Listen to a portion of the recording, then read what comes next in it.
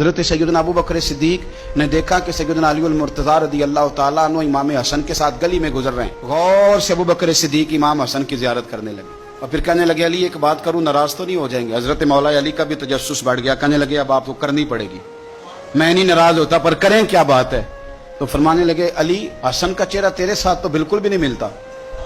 हज़रत अली ने गौर से देखा तो फरमाने लगे, हसन तो सारे का सारा मदीने वाले महबूब के साथ शबाहत रखता है, सारा ही हुजूर के साथ मिलता है, सारा ही चेहरा, आंखें भी हुजूर पे, नाक भी हुजूर पे, इनके लबहाए मुबारका भी, सारा ही हसन मेरे नबी पाक के साथ मिलता है। और ये तो अबू बकर की बात है ना। हज़रत उमर फारूक रज़ी अल्लाह ताला अन्हु ने ना जब बदर वालों को तोहफे देने शुरू किए ना, तो शाह वलीउल्लाह साहब लिखते हैं कि उनकी खिदमतें ज्यादा थी ना, जो बदर से जंग करते आ रहे थे, तो सबको 1000-1000 दिए। अपना बेटा भी शामिल था, उन्हें भी 1000 दिनार दिया। पर इमाम हसन हुसैन आए तो 2-2 हजार दिनार दिए, 2-2 हजार दिनार, 2-2। अपनी अकीदत को कभी कच्चा ना होने देना, वरना आपका मजा खराब हो जाए।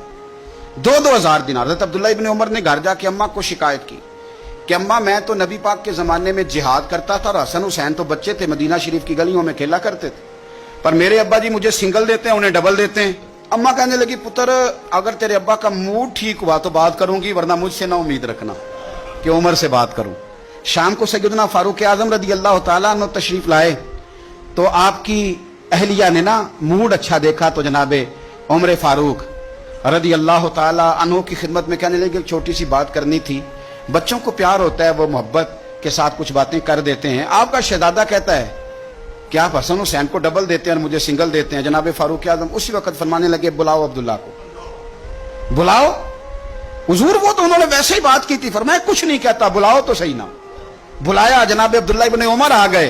फारूक आजम ने तकरीर शुरू कर दी, खुतबा अहले बैत पढ़ने लगे, शान अहले बैत बयान करने लगे, अजमत अहले बैत का कसीदा हजरत सैयदना उमर फारूक बयान करने लगे। कहने लगे, ये तूने क्या कहा पुत्र कि हसन हुसैन को डबल मिला है?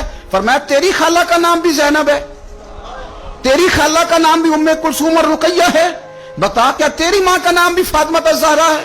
तेरे बाप का नाम भी अली मुर्तज़ा है? क्या तेरी नानी भी खतीजा है? और पुत्र बोल के बता, क्या तेरे नाने का नाम भी मोहम्मद मुस्तफा है? बोल के बता ना। तो किसी पंजाबी के शायर ने इमाम हसन हुसैन की बात की थी। उसने कहा था, बाप जिन्हां दा कुल ईमान बन के लड़दा रहा सी हर मैदान अंदर। हुजूर ने फरमाया ना कि अली कुल ईमान है। बाप जिन्हां दा कुल ईमान बन के लड़दा रहा सी हर मैदान अंदर, मां जिन्हां दी सैयदतुन निसा होवे ते नाना अर्श ते जावे मेहमान बन के।